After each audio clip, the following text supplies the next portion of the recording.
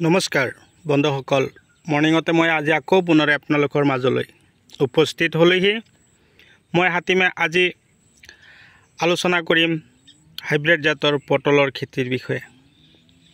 তো বন্ধুসকল আপোনালোকে যদি পটলৰ খেতি কৰিব বিচাৰিছে তেনেহলে আপোনালোকে ততাতৈকৈ পটলৰ শিপা আপোনালোকে সংগ্ৰহ কৰক।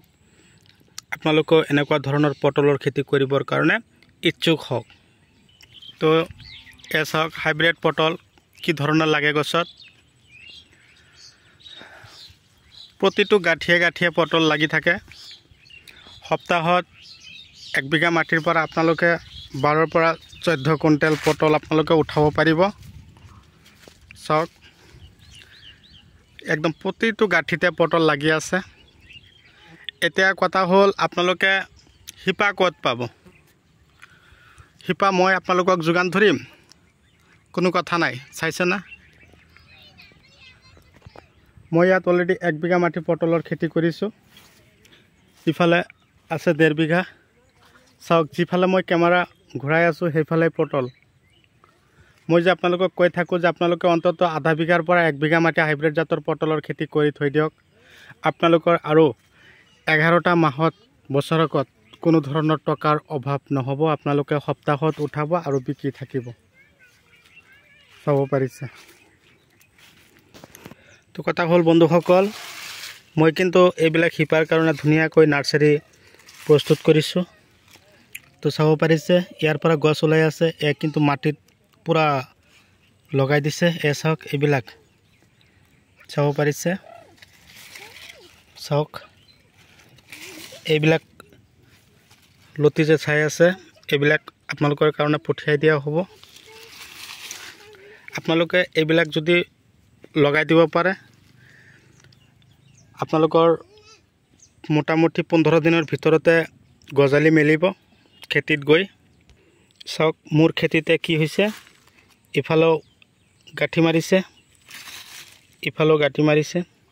ইয়াৰ পৰা ধুনীয়াকৈ গজালি ওলাই চাওক গছ হৈছে। এনেকুৱা ধৰণৰ গছ আপোনালোকৰ খেতিটো হ'ব। কেৱল আপোনালোকৰ এটাই কৰ্ম, অলপ কষ্ট কৰি আপোনালোকে কি কৰিব লগাব। লগোৱাৰ পদ্ধতিটো এটা গছৰ পৰা আৰু এটা গছৰ দূৰত্ব 3 ফুট দিব। আৰু এইটো খেতিৰ কাৰণে প্ৰধান খাদ্যটো হ'ল গোবৰ সাৰ। গোবৰ সাৰ বেছিকৈ খটাব, আপোনালোকৰ খেতিত যথেষ্ট ফলন আপোনালোকে পাব। চাওক মোৰ খেতিত বহুত কষ্টৰ মাধ্যমত মই কিন্তু এইবিলাক কৰিছোঁ। গোবৰ বেছি দি আছোঁ, সেইকাৰণে গছে আমাক ফলন বেছি দি আছে। মই কিন্তু মাটিত একদম পুৰা লতিবিলাক এৰিছোঁ। লতিবিলাক আপোনালোকে লৈ যেতিয়া লগাব তেতিয়া আপোনালোকৰো চেম এনেকুৱা ধৰণৰে পটল আপোনালোকৰ খেতিটো লাগিব। মই এটা কথাই স্পষ্টভাৱে জানো, আমাৰ আপাৰ আসামৰ ফালে কিন্তু এনেকুৱা ধৰণৰ হাইব্ৰিড পটলৰ প্ৰডাকশ্যন বৃদ্ধি হয়। আমাৰ খাৰুপেটীয়া মাটিতকৈ আপাৰ আসামৰ মাটিবিলাক পটলৰ খেতিৰ বাবে বৰ উপযোগী। তো কথা হ'ল আপোনালোকে দেৰি নকৰিব, ততাতৈকৈ আপোনালোকে সংগ্ৰহ কৰক, আপোনালোকেও খেতি কৰক।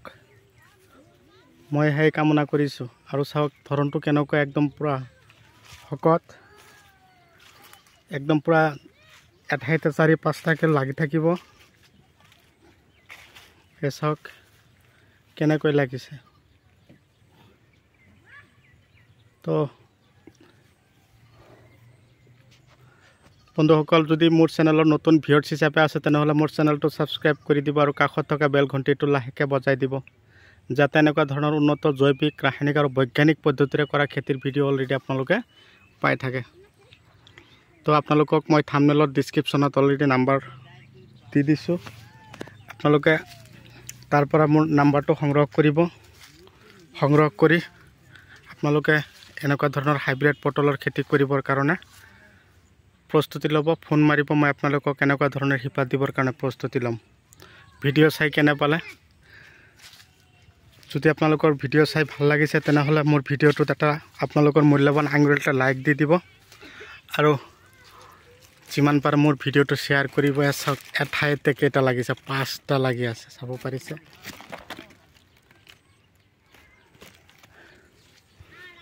তো বন্ধুসকল মোৰ ভিডিঅ'টো আপোনালোকে শ্বেয়াৰ কৰি দিয়ক। মই আপোনালোকক শিপাৰ যোগান ধৰিম। আপোনালোকে এনেকুৱা ধৰণৰ শিপা সংগ্ৰহ কৰক। সংগ্ৰহ কৰি আপোনালোকক ততাতৈয়াকৈ লগাওক।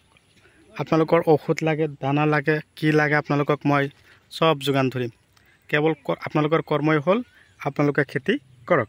দেৰি নকৰোঁ, আজি আপোনালোকৰ মাজৰ পৰা বিদায় লৈছোঁ। পৰৱৰ্তী ভিডিঅ'ত লগ পাম। Bye bye.